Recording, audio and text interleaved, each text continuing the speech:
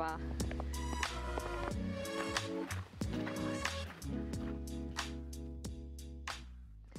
Lass mich raten, Elke, da sind mal wieder die Frauen, die am stärksten von der Krise betroffen sind. Ja, du hast natürlich völlig recht. Und gerade im Gesundheitswesen und auch in der Pflege arbeiten besonders viele Frauen. Also insbesondere natürlich Ärztinnen, aber auch und vor allem Schwestern, Krankenschwestern, Pflegerinnen, die für Kranke sorgen und für ältere Menschen. Und es ist so, dass sie ganz vorne dabei sind, wenn es darum geht, Menschen, die schwerst erkrankt sind, zu versorgen, ihr Leben zu retten. Und dabei laufen sie auch noch Gefahr, sich selbst zu infizieren und unter Umständen auch lebensgefährlich zu erkranken. Naja, und dann ist es so, dass Frauen die meiste häusliche Pflege leisten. Und die machen sie gänzlich unbezahlt. Und das ist ein großes Problem, wie ich finde. Das zeigt sich nochmal sehr deutlich, wo die Frauen heute stehen und wie sie dann doch beeinträchtigt werden, auch nochmal durch diese Krise. Und gleichzeitig sind ja auch all die Dinge, die wir insgesamt erreichen wollten in den letzten 20 Jahren, auch noch nicht erreicht worden. Das heißt, wir haben eigentlich eine Situation, wo du siehst, es gibt unzählige auch Kräfte auf der Welt, die das Erreichte der letzten Jahrzehnte auch zurückdrehen wollen. Und deswegen, dagegen muss man sich stemmen und auch die richtigen Antworten auch politisch finden, um auch tatsächlich gleichberechtigte Teilhabe zu schaffen. Und wenn wir den Blick in die Welt richten, es sind ja auch wieder Frauen, die gerade auf der Straße sind, ja, ob das Sudan ist oder Belarus ist, sind wieder die Frauen, die vorne mit dabei sind, die für Veränderung auch kämpfen. Ja, das sind meistens die Frauen, gerade wie du gesagt hast, im Sudan und auch in Belarus, die ganz vorne stehen, um für Menschenrechte und für Freiheit zu kämpfen. Ich finde, die Frauen sind so mutig, die sind so großartig. Was mir jetzt in dieser Zeit auch besondere Sorgen bereitet, das ist die häusliche Gewalt. Also die Menschen leben zusammen, die leben eng zusammen. Viele haben einfach nicht so viel Platz. Die Menschen haben häufig existenzielle Sorgen. Und das sind alles so Trigger, die häusliche Gewalt befördern können. Einerseits hat es mich unheimlich traurig gemacht, weil ich gesehen habe, zu Hause ist eben kein sicherer Ort unter Umständen.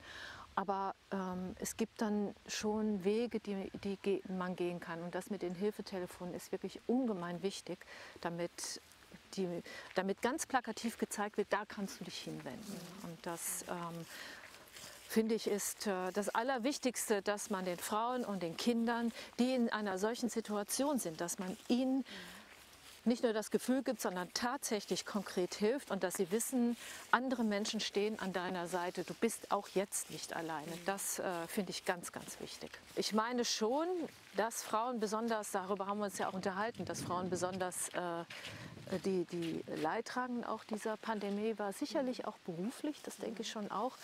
Aber ich meine, insgesamt ist das Thema zu sehr auf der Agenda, als dass Frauen wirklich sich das gefallen lassen würden. Frauen sind so in dem Sinne keine mehr, die das mit sich machen lassen.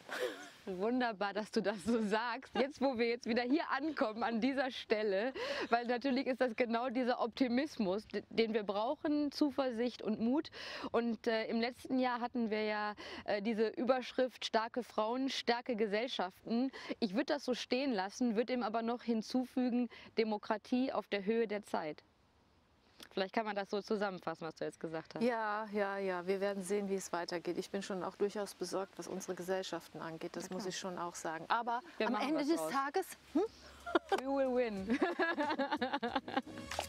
Gut, okay. So, jetzt freue ich mich sehr auf die Teilnehmerin. Und ich freue mich auf ein tolles Programm, denn es gibt was zu sehen und auch was zu hören.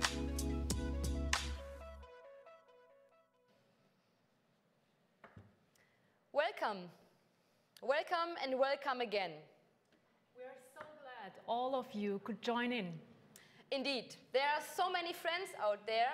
This year we give you a virtual hug, but as you can see, we are missing one important person tonight. You've already seen her in our short film. I'm talking about one of our hosts, Elke Büdenbender, spouse of President Frank-Walter Steinmeier. She can't be with us due to a death in her family. Elke and I have been preparing this event together for months. That is why she is really sad that she can't be here tonight, but she sends her best wishes and thoughts. And she has prepared a special message that will be read out at the end of our meeting. The good news is I don't have to do this event on my own here in Berlin tonight. When I asked my good friend Sibel if she would like to join us, she didn't hesitate for a moment. Okay, to be honest, her first reaction was, Michelle, I definitely have to delete my phone number. Sibel, the fact that you are here shows that women support each other. Many of you will know Sibel from films such Head On, in German Gegen die Wand, or her role in Shay in Game of Thrones. And that also means she knows that men can be difficult sometimes. Sibel, it's so good that you are here tonight with us, and of course, warm welcome to you. Thank you very much, Michelle.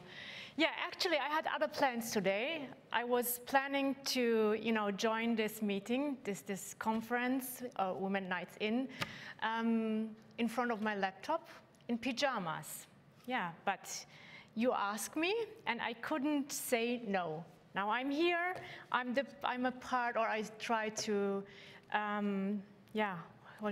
can I say it? To help you? You don't need help. I don't think so. Whatever. You're always helpful, Sibel. Always. You will know why. But of course, when you asked me if I could step in, there was no question. Women's rights and the fight against violence of any kind against women are extremely important to me. Indeed. You're always extremely active in this field. It's amazing to see what George's projects you have set up. For instance, you're an UNIDAS ambassador, our Federal Foreign Office network for the Caribbean and Latin America. And maybe you can tell us a bit about the work you're currently doing in Brazil. Of course. The network UNIDAS you've referred to is still quite young. Federal Foreign Minister Heiko Maas kicked off the network in May 2019. It unites people and organizations from Germany, Latin America, and the Caribbean who engage for equitable societies. In just 1 year, around 240 members have joined the network. I can tell you from my own experience how valuable this network is. Earlier this year, I spent 2 months in Salvador de Bahia, where we worked extremely hard to inaugurate and open up a women's meeting place, Casa Respeta Esmina. This means respect the girls. It is not a women's refugee, how we know it from Germany. It's adapted to the specific needs on the ground. Respeta Esmina is not just a place for information and immediate assistance in emergency situations. It is rather a place of exchange and learning, a place of creativity and female empowerment. Sibel, it's really encouraging to hear such success stories like this one, and that shows it's for us to push things forward. So let's Twitter about it tonight under the hashtag #NoWomen, and WNI 2020. And now let me start with a few thoughts.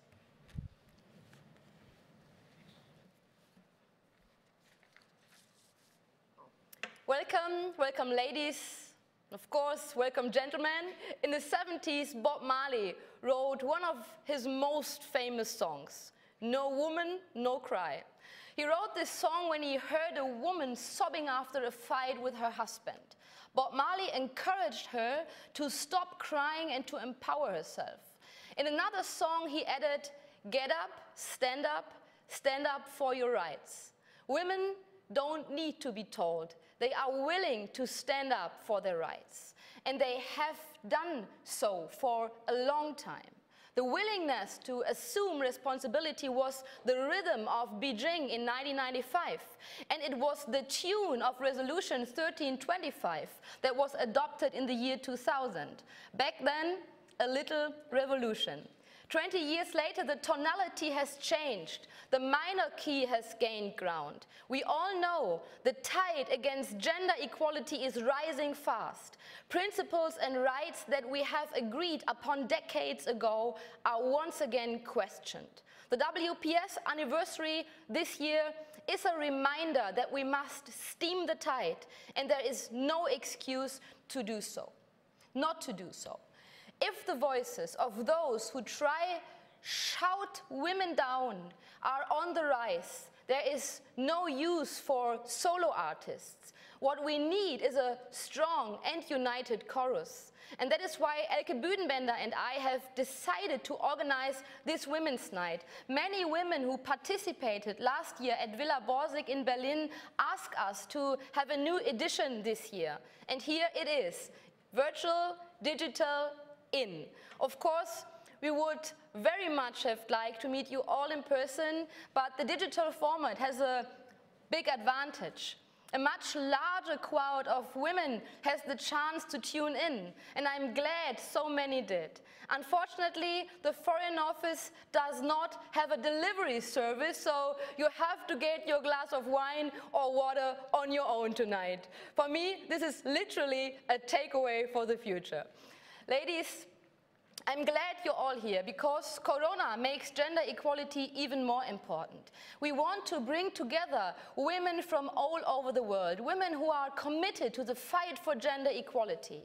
The virus is not only a medical threat, it must be our political goal that our societies get out of this crisis stronger than they have got into it. And there are always ways to get ahead.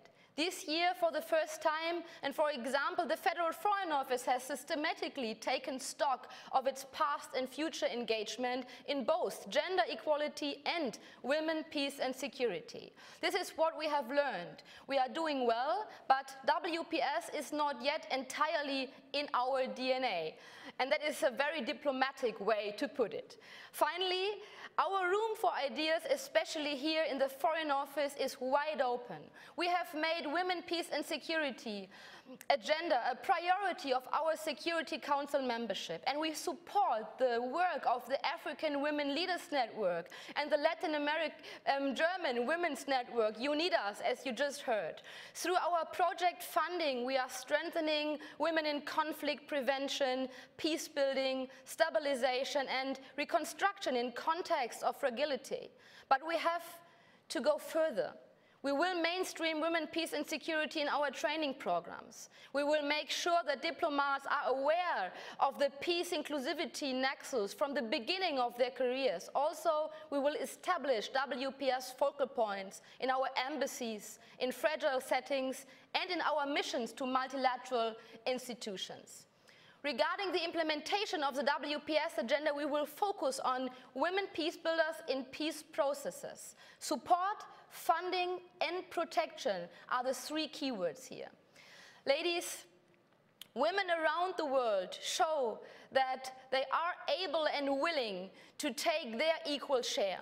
The peaceful revolution in Sudan would not have been possible without them. And as we speak, courageous women in Belarus defy an autocrat who claims women belong to the kitchen table and not to the government bench. Their courage is our obligation.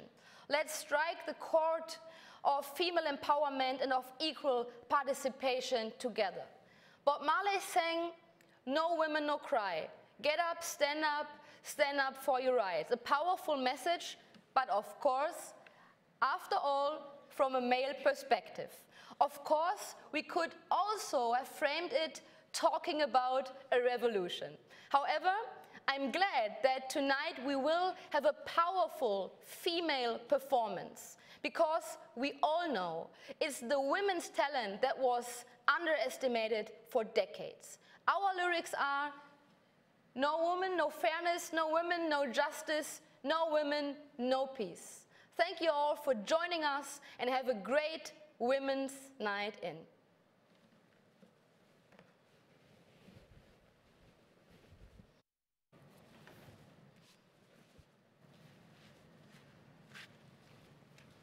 Beautiful speech. Thank you. Good evening. I hope you can all hear me. My name is Sanam Naragi Anderlini. I'm the founder of the International Civil Society Action Network and director of the Center for Women, Peace and Security at the London School of Economics. It's my pleasure to be moderating the event tonight. You saw me earlier trying to arrange my room. I've just landed in London from Washington, D.C., and we're all working from home. But it's amazing because this is really an international night. Even though you started off as a German night, this is what happens when you get women in the room. Minister Müntefering, it's really a pleasure to be with you here tonight. Sybil, I hope we can meet sometime in the future. We're going to start the evening with a keynote speech from former Liberian President Ellen Johnson Sirleaf, the first African female president in Africa, and currently involved in talks regarding what's going on in Ethiopia. We will have an extraordinary panel discussion. We have music, we have a film. It's going to be a great night. So again, get your drinks, get your cup of tea if you need to, and we'll get going. I just wanted to let you know before we carry on that my wonderful colleague Helena Gronberg is going to be backing up the moderation in case the technical problems arise and I disappear off your screen. And also, I wanted to let you know that there is a chat function available for all of you who are listening in and participating. So please, your comments, your thoughts are very, very welcome, and an interaction as we're going forward would be great. And as we go forward, I will explain to you that we will have something called a Mentimeter, and there will be a question to you, and we're going to have a word cloud so that it becomes really interactive and we get your feedback through the questions and comments and the discussions that we have. So. So with that, I'm going to go straight to our to the rest of the program, and we're going to be starting off with a short message from the extraordinary.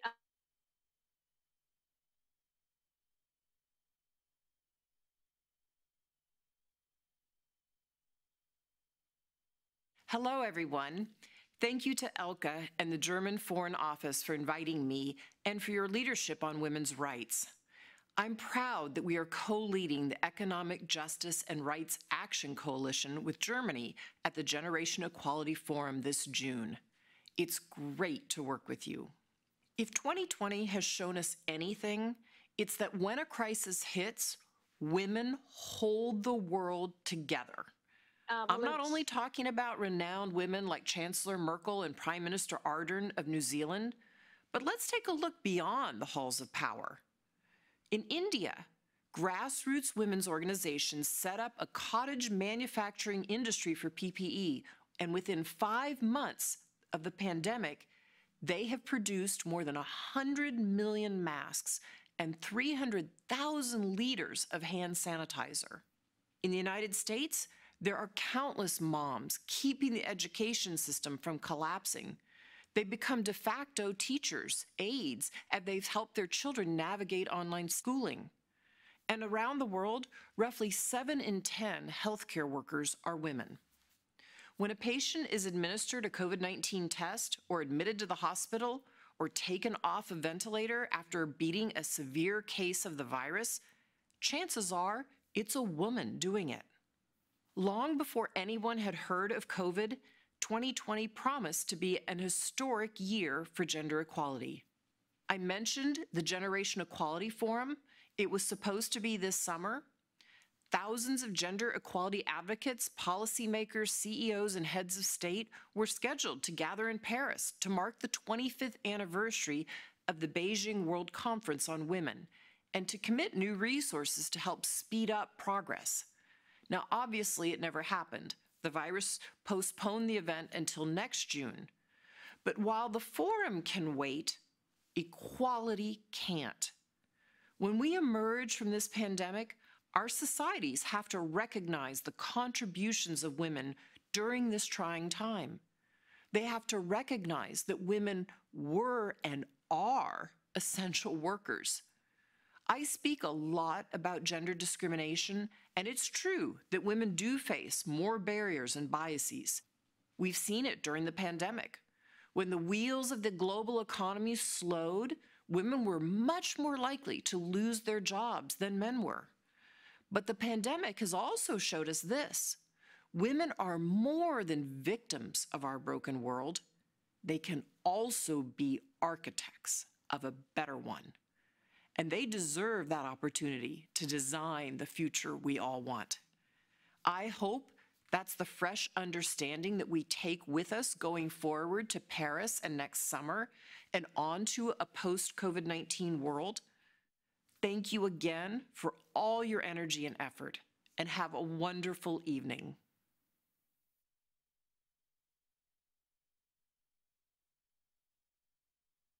Thank you very much, Melinda Gates. I hope that that's a great kickoff for the rest of the conversation tonight.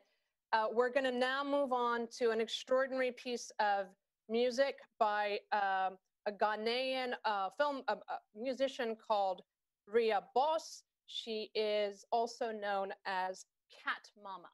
So we're going to hear from her and her thoughts on what's going on and what it means to be a female musician and how she expresses her issues and the challenges that we're all facing, but through music and culture. So the music will start playing right now. Thank you.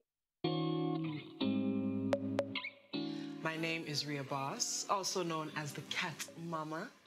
I am a neo-soul singer, songwriter, producer. I write and sing songs sharing familiar pains, reflecting our times, as Miss Simone once famously said. Our vulnerabilities, our spirituality, our love, our losses. I talk about it all. So yeah, that's who I am. Why are women's rights important? I can't believe that in 2020, I'm still not being asked this question, yo. We kind of live in a castle that patriarchy built, right? With like moats of oppression and nights of division. We're being ruled by like this bloodthirsty dictator of a king. Rights, laws, and policies have been dictated from the beginning of time and for centuries from the gaze of a man. And I think, why are women's rights important? Because they're human rights. Because everyone in this room came from a woman. And to try and make a case for something that is human seems kind of absurd in this moment. Women's rights are inherent to our existence because, well, we are the mothers, the nurturers, the givers. We are in your boardrooms. We are your doctors. We are your nurses. And it's kind of ridiculous that in this day and age, a man can be in charge of a woman's rights to choose or making laws for reproductive health or rape apology or slut shaming. These all came from the castle that we need to dismantle brick by brick. And so, yeah, women's rights are important because they are human rights and because the patriarchy has kind of really enforced how we look at women. And I don't believe that that is right. So, yeah, women's rights are human rights, and that's why they are important. Okay, one thing we're gonna have to stop doing is differentiating female and male creatives. All creatives, I feel, have been impacted by the onset of the COVID-19. But I think that instead of dwelling on, I'm sure, people who have lost income, we can also look at the fact that so much beauty has come out of this time. Things like the versus battles on Instagram, where we had like Gladys Knight and Patti LaBelle, and we had Jill Scott and Erykah Badu. I mean, the depths to where creativity has gone because we've all sort of been forced to, I think, take a pause, to take our art more seriously, to really identify what it is we want to give the world. And so I feel for all creatives, this has been a bit of maybe a reset or a rebirth. It was an opportunity to look within. My mother actually told me a story about how anytime she would go into a boardroom or a conference or a meeting, she would always be one of the very few women in the room. And representation matters. And so if you want us to make a case for women's rights, then you need to put more women in the places of power that we would normally see men in. Makes no sense. We're in 2020. And so if I have one thing to say, hire more women. Hire more Black women. Because representation matters everywhere and in every aspect of life. Today I have the pleasure of sharing with you all 2 of my songs that are made with woman at the center. In fact, a lot of my music centers women because I believe that that's really important to empower my fellow woman, my sister, my mother, my aunt, my grandmother, my cousin. So today I'm going to share with you these songs that will hopefully leave you feeling empowered, feeling loved, and feeling free.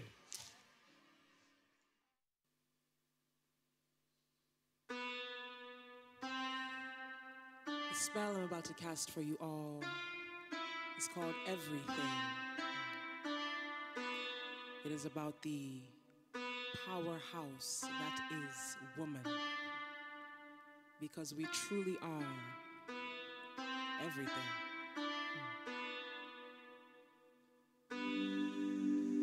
Looked in the mirror this morning, didn't like what I saw. I could have been anyone at all. Do you know how that feels? Never trusting your gut.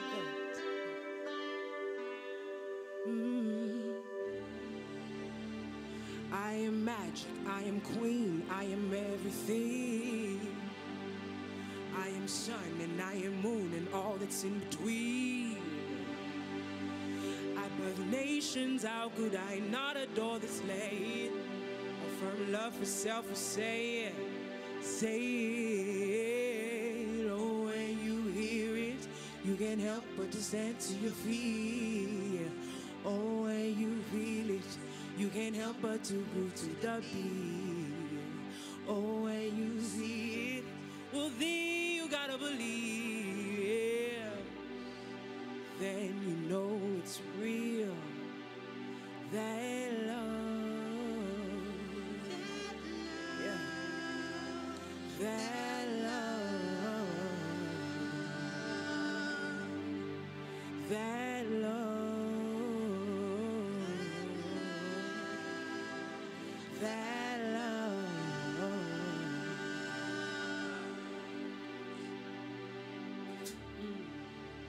Doubt and self on daily, you gotta let it go, 'cause you are the only one of you. You wonderfully made, yes, you're a diamond, baby.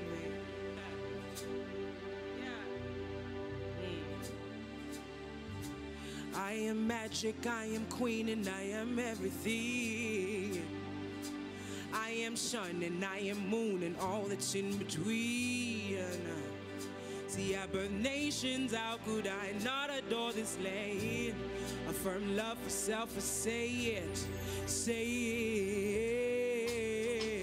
it. When you hear it, you can't help but to stand to your feet. Yeah. Hey, you can't help but to groove to the beat. Yeah.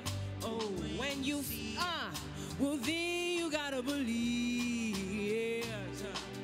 Then you know it's real. That love, hey, yeah. That love, hey, yes. That love, that love, yeah. Oh, when you hear it, you can't help but to stand to your feet. Hey. When you feel it, you can't help but to move, move, yeah. Hey, well then you gotta believe. Then you know it's real. That love, yeah. That love, that love, that love.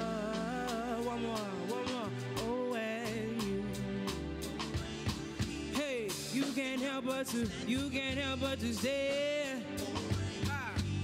You can't help but to move to the beat.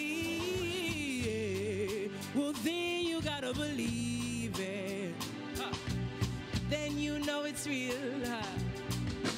That love,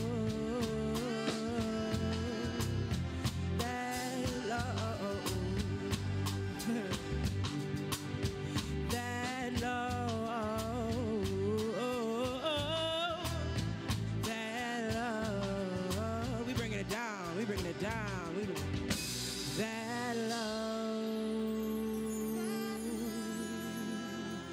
that love, that love,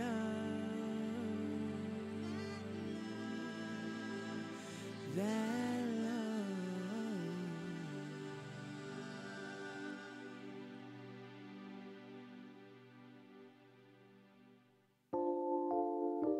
This song is about freedom, about getting rid of those overthinking thoughts in your mind and really letting go. Yeah. We need more love.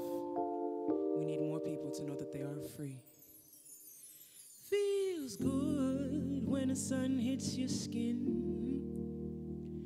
Feels good when you're riding around with your kin. Relaxed, ain't no worries over here. No stresses, babe, no fears, just let go. I know you wanna feel free. I know you wanna feel free. I know you wanna feel free. Listen now, I know you wanna feel free. Love, light your life up, yes. You're the world and you got that fire, yeah. Love, light your life up, yes. You're the world and you got that fire. Okay, listen now, affirmations in the morning, do you got it? Do you got it? Yeah. Listen now, affirmations in the morning, do you got it? Do you got it? Yeah. Listen now, affirmations in the morning, do you got it? Do you got it? Listen now, do you got it? Do you got it? Listen now, do you got it? Do you got it? I know you wanna feel free. Listen, I know you wanna feel free. I said, I know you wanna feel free. Hey. Listen, now I know you wanna feel free. Hey. I said, love, light your life up. You're the world and you've got that. Hey. Yes. I said, love, light your life up. You're the world and you've got that fire. Listen now, affirmations in the morning, do you got it? Do you got it? Listen now, affirmations in the morning, do you got it? Do you got it? Listen now, affirmations in the morning, do you got it? Do you got it? Listen now, do you got it? Okay, wait, hold on. We're gonna do some affirmations really quickly. How many of you in the room know what affirmations are? You know what an affirmation is? You know what an affirmation is? Today we are going to affirm ourselves because I feel we don't do that enough in the world. We don't give ourselves enough love. So if you're watching me right now, I want you to say, I am love. We're gonna do it here, right? You repeat after me. Say, I am love. I am love. I am power. I am power. I am divine. I am divine. And I am free. And I am free. Say, I am love. I am love. I am power. I am everything. And I'm free. Hey, said, I know you wanna feel free. Hey, hey. Listen, now I know you wanna feel free. Hey, hey. Listen, now I know you wanna Listen now, I know you wanna feel free. Say love, hey, light your life up. Hey, you're the world and you got that fire, baby. I said love, hey, light your life up. Said you're the world and you got that. Affirmations in the morning, do you got it? I said now affirmations in the morning, do you got it? I said now affirmations in the morning, do you got it? Do you got it? Do you got it? Do you got it? Oh, light your you're the world and you got it. I say now, I say Lord, hey, you're the world and you got that. We bring it down, Love, light your life up. You're the world and you've got that fire. I said love, light your life up. You're the world and you got that fire.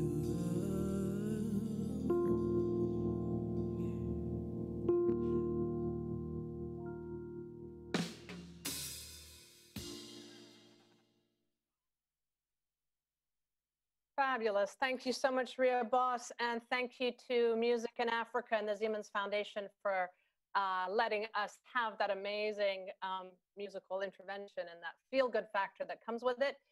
We're going to get straight into the conversations. I see on my screen that President Ellen Johnson Sirleaf may have been able to join us. I'm not sure that if she is on, whether we could have her camera on. Otherwise, we're going to go with the flow and see when she does get to join us, because she's literally in the middle of negotiations and maybe delayed. But any indication from my German colleagues whether Madam Sirleaf is with us or not? No. Okay.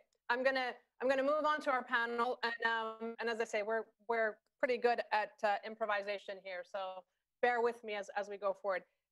I'm so excited to be hosting this conversation with you and with my colleagues that I'm about to introduce to you. If you lose me, Helena will pick up straight away, so it'll be fairly seamless. On the panel tonight for a great conversation, I have the most wonderful and longtime colleague, Binta Diop, who has been the Women, Peace and Security Envoy for the AU for the longest time and really has led some of the most extraordinary peace-building work across Africa, previously with Afrique Solidarité. Binta, hello, how are you? I have with us, I'm looking at my screen, I have with us Hamsatou Alamin, who is my very dear friend and colleague from northern Nigeria, running the Alamin Foundation and really doing some of the most amazing work with women and girls who have been implicated, involved, kidnapped, joined Boko Haram, and are now coming out. And Hamsatou deals with these problems every day. Hamsatou, much love and a big hug. It's been a while. I'm really looking forward to chatting with you. We also have Her Excellency Anita Bhatia, the Deputy Executive Director and Assistant Secretary General for Resource Management at UN Women. Anita, it's really lovely to see you on my screen, and delighted to have you. We have Ilwood Elman from Somalia, but currently in Ottawa. So really excited to hear from you and all the challenges that you're dealing with. And of course, from Medica Mondiale, we have Dr. Monica Hauser, who's the founder and chief executive of Medica Mondiale from Germany itself. And again, your organization and the work that you've done has been extraordinary all around the world, working with women everywhere. So ladies, it's great to see you. I wish we could all be together. I'm going to kick off with a question for all of you, but maybe we start with Binta on this one. The question that I have is that we're dealing, in many of the places that we deal with, and those of us who work on conflict and fragile contexts specifically, what do you think what are the priority concerns or issues that either COVID has brought to light or have been exacerbated because of the COVID crisis? specifically from a gender lens. I mean, we heard earlier about the violence against women and the increases globally around these issues.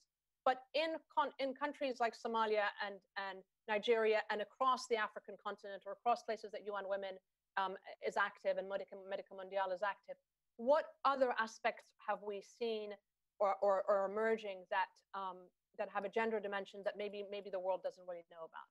Binta, can we start with you on that one? Thank you, Sanam, and I salute our getting together tonight. Excellent, and the music, and want to thank Michelle, the Minister of State for International Cultural Policy, for this.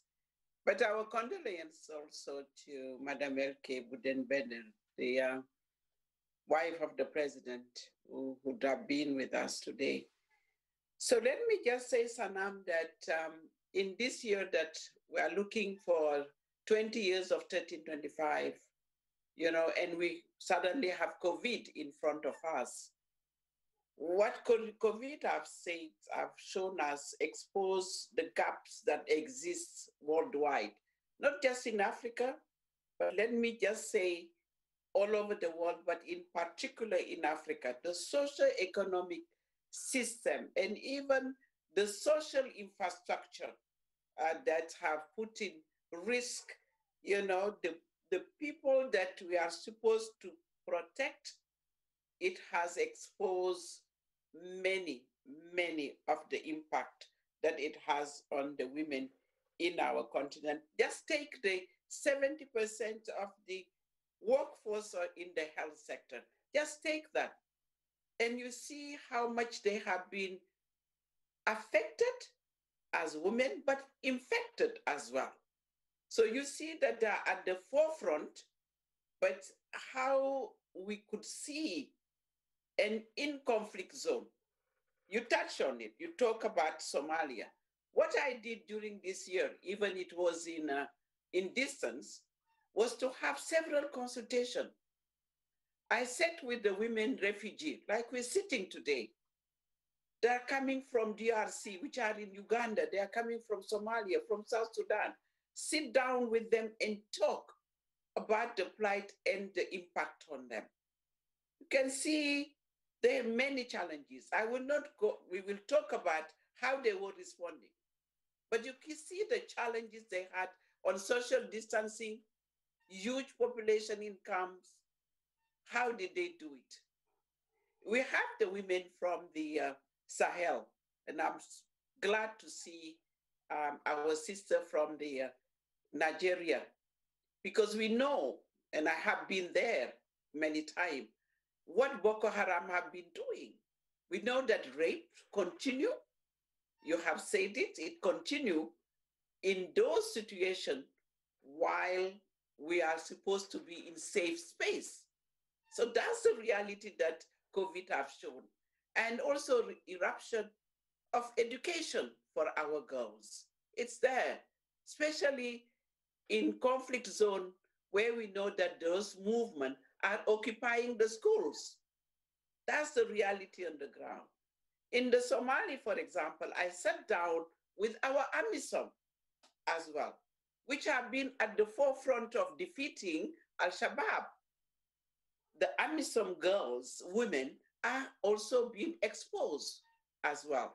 So you can see that in our context, in the Africa context, when we say we silence the gun and we need to make sure that women are protected, but yet, Sanam, I can tell you that we will come back to the issue how they have been doing themselves to respond, but they have been affected and infected in the same time. That's what I can say. Thank you. Thank you, Binta, for kicking us off. I'm going to come to Hamsatu, actually, precisely for that reason, to say, we're seeing it across the world, we're seeing it across the continent, but Hamsatu, you're at the really, really sharp end in a place where the rest of the world has either forgotten, or even if they remember it, they can't even act.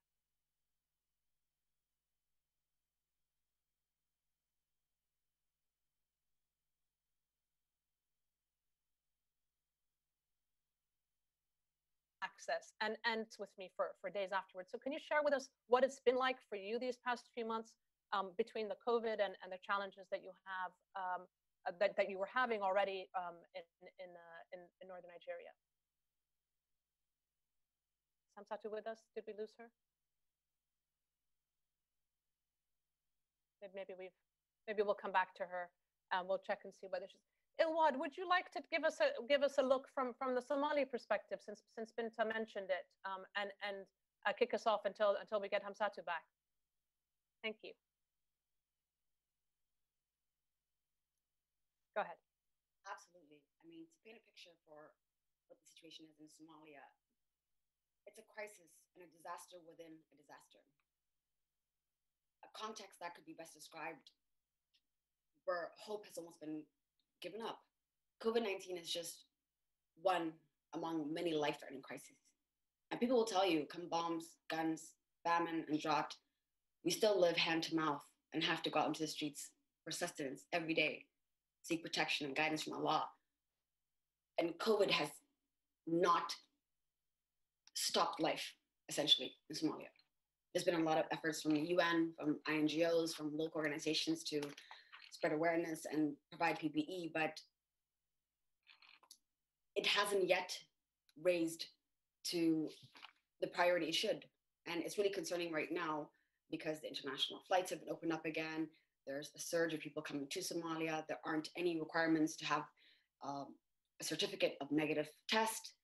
It's concerning when you are in a conflict zone, when people don't see a virus like COVID as the biggest threat. The likelihood of being shot, of being hit by a stray bullet, are a lot higher. And the biggest effect that we see in Somalia is, one, the rate of food going up a lot higher. It's a lot costlier. Women are trapped with their abusers. We've heard this before. Sexual and gender-based violence has risen. But what we also see is that there's also a crisis of multilateralism that I think globally COVID has coincided with. How it's weakened the system of multilateralism and has even amplified the global trust deficit. The aid that has been given to Somalia, the COVID supplies and PPE is available in the market. And we see this in many countries on the continent. The global trust deficit has been increased. And in many cases, countries during the COVID pandemic have also resolved turning inwards. Unilateralism, blame games, and responsibility shifting. For the policy community that's assembled here today, we also see that national security strategies have in many places been blindsided and revealed very imbalanced investments. So in Somalia, it's very concerning that life moves on.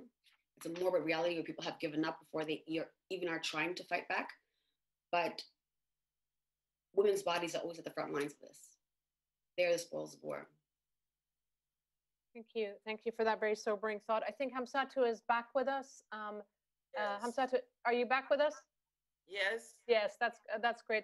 Hamsatu, I wanted to also ask, we just heard the perspectives from Somalia. Wanted to ask about what's happening in your neck of the woods, in Maiduguri and around you, and picking up on this point that, you know, we hear it from in ICANN in our network. We've heard the same thing from our WAS network. Yeah, go ahead. Yeah, I'll pick. Yes, go ahead, Hamsatu. Take the floor. Thank you. Okay. Thank you very much for having me. I just opened my this thing, my video to maybe it may stabilize. So as you all of you are aware, we have been suffering from the over 1 decade of Boko Haram insurgency, and then at the time the coronavirus came up, there was a near resurgence of this violence with increased killing and then abduction of women and girls and young men as recruits, and then abduction of the elderly for ransom. Then this followed by the consequent massive displacement and then the humanitarian challenges. And then with the corona pandemic came massive influx of information and misinformation, further confusing the already psychologically distressed and traumatized society. So people now resorted to rather disbelieving the whole corona pandemic phenomena and then mistrust for whatever the state actors are giving, and then utter rejection of whatever information that is coming from the state. And this is in view of the, in fact, I can rather say is an unrealistic demand and then instruction given by the state, like wash your hands with running water that is not even available for human consumption. And then use the face masks, sanitizer, and hand wash that require resources. While with $1, you are thinking of what to eat for the entire family. And then as the pandemic now, and then also even including the social distances itself, in such a fragile and then conflict-ridden situation, in fact, the family relations and cohesion are the last resort. And now we are asking people to keep social distances. So therefore, the pandemic, in fact, taking its toll. So people like us cannot sit down watching. We have to respond. So immediately what I thought of is, we are in complete lockdown. How do we now educate, particularly our network members who are the widows, the orphans and the others, all the vulnerable people, the survivors and others?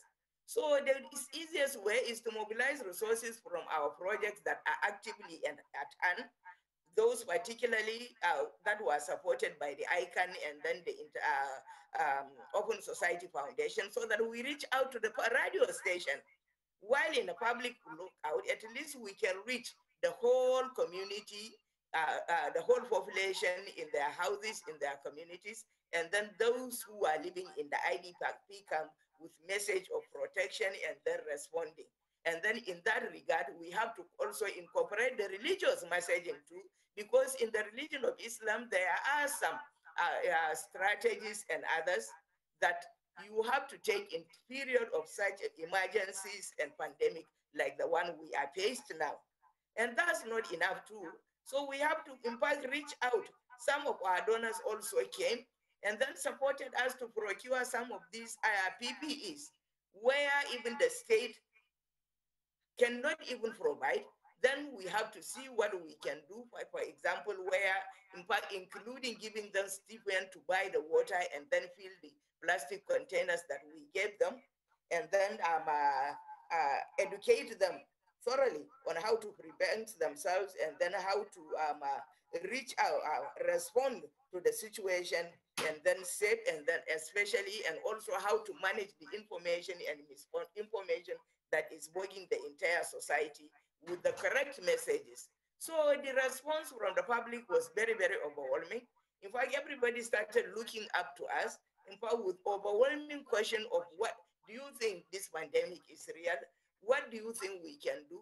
And then which also became an encouragement to us, in fact. So in fact, women, as women peace builders, yes, although in fact in our context like ours, the contribution or whatever of women is not being recognized, particularly by the state itself, but the good thing about it is being locally rooted, the people at the grassroots, the vulnerable people who are the women and children and the youth, really look up to us to, in fact, to understand what even the situation is, and then to understand how to protect themselves and to understand how to respond to the growing pandemic that is engulfing us. Thank you, Hamsatu.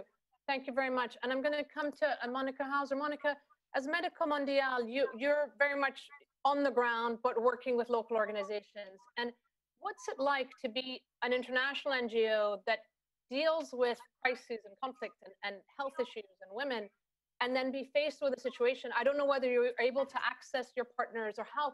When you hear Hamsatu, does it resonate with you in terms of the importance of the local organizations and the trust that they have and the messaging that they can convey down when the international community can't be there? First of all, I would like to say good evening and wonderful round. I'm here tonight. Thank you for this. And I would like to repeat what Ilvat just said before, that this pandemic is just one crisis among many others for women on the ground. And I really would like to pronounce that in crisis situations, already existing gender inequalities, including gender-based violence, exacerbate. And it is always astonishing to see that authorities are still not prepared to prevent violence against women and children and to support survivors properly. During the pandemic, politics all over the world have mostly failed to address the predictable increase of gender-based violence. And instead, it has been again the women's activists who supported affected women and children. So how is this possible that gender analysis and gender-sensitive responses to any crisis are still not yet the standard of policymaking? I really have to ask this again and again. And especially domestic violence has increased significantly. For example, the SOS hotline of our partner Medica Zenica in Bosnia received 3 times as many calls as they had the 2 years before. And I would like to add one more issue. One of our major concerns for women and girls is that their sexual and reproductive health rights, such as safe obstetrics and safe abortion, are extremely restricted in such crisis situations. And as a consequence, infant and maternal mortality is escalating. Moreover, isolation, new violence, and economic distress trigger former traumatic experiences, as we just have heard. I really would also like to pronounce this, that we have also observed that especially survivors of sexualized wartime violence experienced re-traumatization during lockdowns and require now psychosocial support. And one of the main problems, what is in the many countries, governmental support and referral structures are collapsed. Counseling centers and shelters have been understaffed or even closed down. To give one example, a client of our colleagues in Medica Zenica suffered from brutal partner violence during the lockdown. She called the police several times for help, but they didn't want to react, arguing that they are too busy to implement curfew and other measures in order to contain COVID-19. Only when Medica Zenica intervened with the police calling on them to fulfill their duty, the police would show up at their house helping to the women. So we try to be in contact with our colleagues to support them really in the way for us to be in contact, to support morally, to support, of course, also financially. And for us, very fast after the outbreak of the pandemic, successfully and very quickly, we set up an emergency fund of about 150,000 euro, providing unbureaucratic, flexible and fast funding. And on this way, our partners had the opportunity to immediately react to the current challenges and to the needs of survivors. And they used the funding, for example, for setting up cost-free SOS hotlines. They expanded intake capacities of shelters, bought hygienic products or even cell phones to be really in touch with clients, or used it for their necessary logistics and much more. So this is really a lessons learned for us, that women activists and organizations must be supported by providing unbureaucratic, flexible and fast funding. Thank you very much, Monica. And it's, again, echoing the message that on the ground, it's women's organizations that are responding and dealing. And I say that the whole responsibility to protect agenda has basically been taken up by women in conflict zones, and they're the first responders, and that's why they need to be at the tables of decision making. I see that we have Anita. I'm going to hold on, if you don't mind, to ask the president to speak, and then come back to you, if that's okay. Madam Johnson-Sirleaf, it's a pleasure to have you with us. Thank you for taking the time. I'm going to hand over to the studio so that we can move on with the program. So, Madam Müntefering, the floor is yours. Yeah, ladies, thank you. It's so good to hear your discussion. You see, we are still at the studio here in Berlin.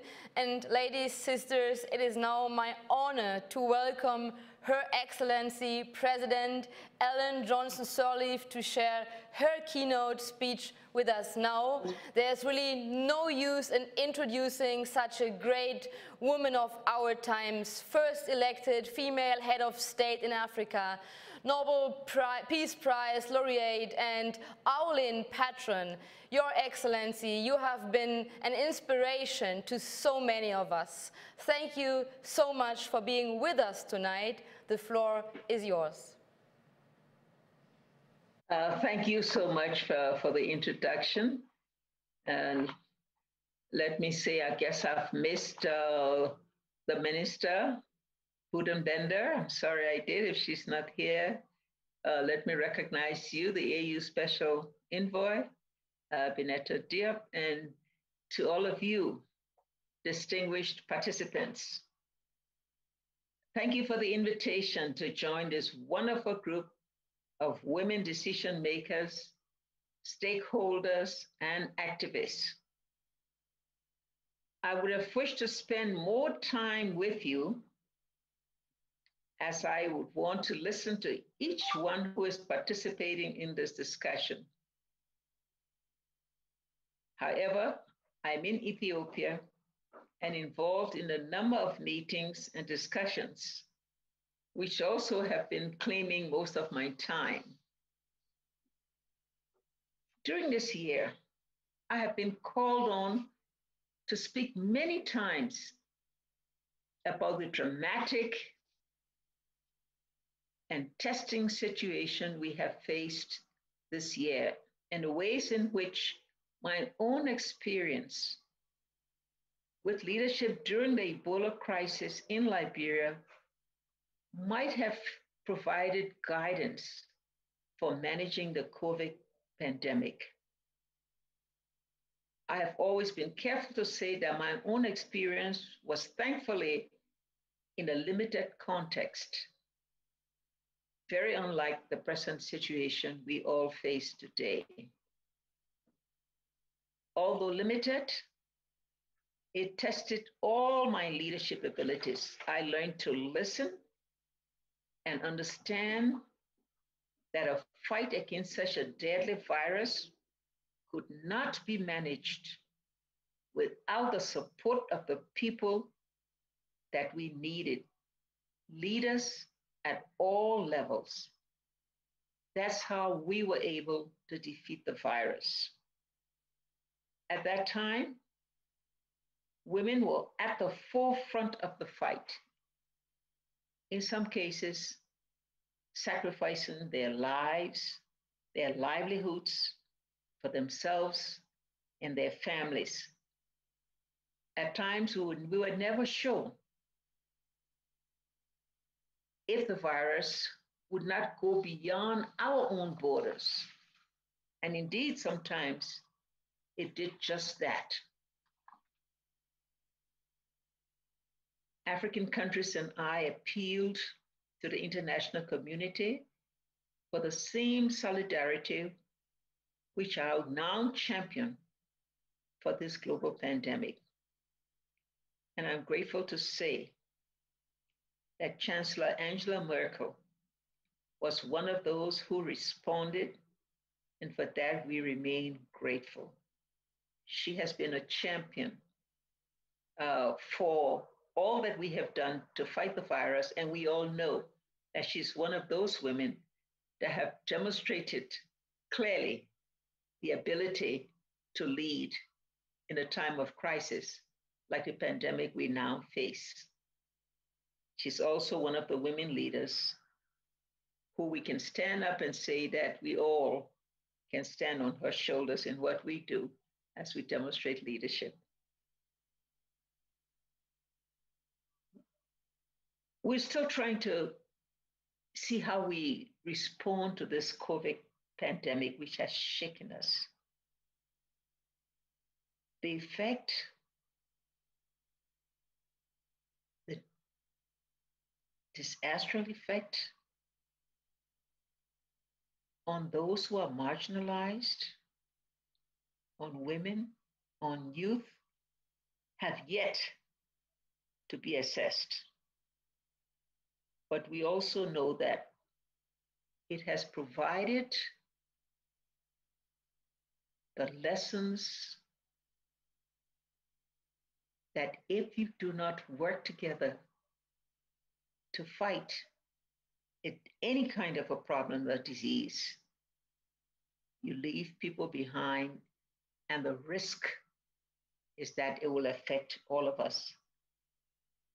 This pandemic that has exposed all the vulnerabilities, all the inequities, all the injustices, now tell us that we have to change. We have to build a better and fairer world where the new roots will be intertwined with compassion, with love, with understanding. This year, as you all know, was supposed to be the time when attention would be focused on the progress or the lack thereof of 20 years of Security Council Resolution 1325 and the 25 years since the hope and enthusiasm of the World Conference on Women in Beijing.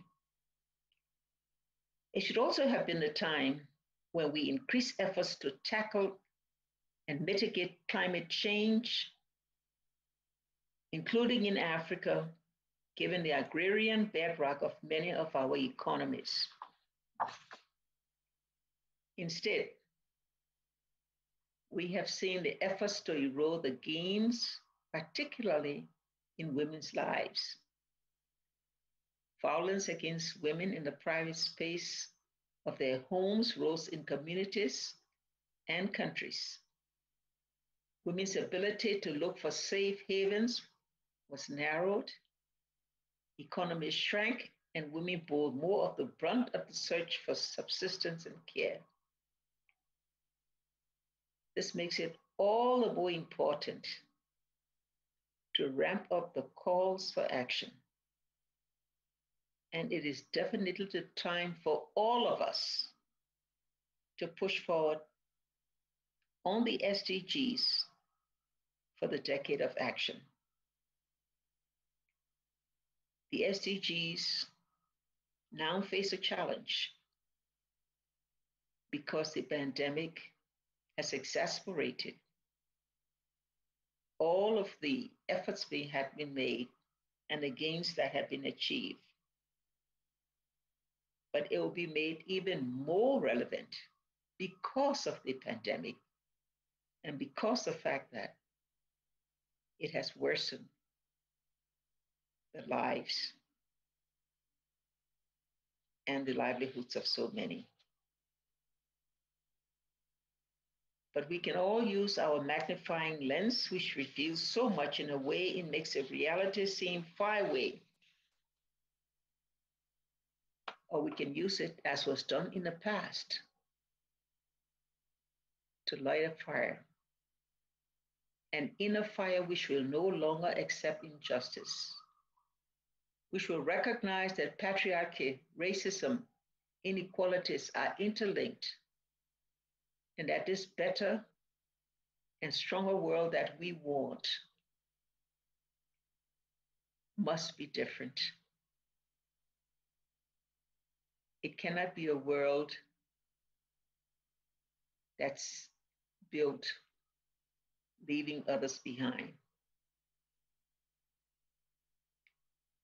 We all know women leadership have continued to make a difference. Women continue to be able to gain those positions, to attract those things that we've always wanted.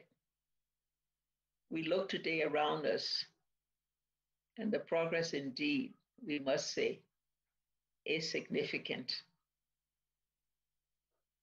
And so it's time for us to make a stronger case for a compact with women. The compact that's calling not just for capacity development of women, but a compact that recognizes the equality of women and their right to equity. This compact is one that we must brings an end to the violence against women, an end to the impunity for that violence, an end to the discrimination, disadvantage, and demeaning attitudes which hold women back, an end to the exclusion of women from top positions. And this is not just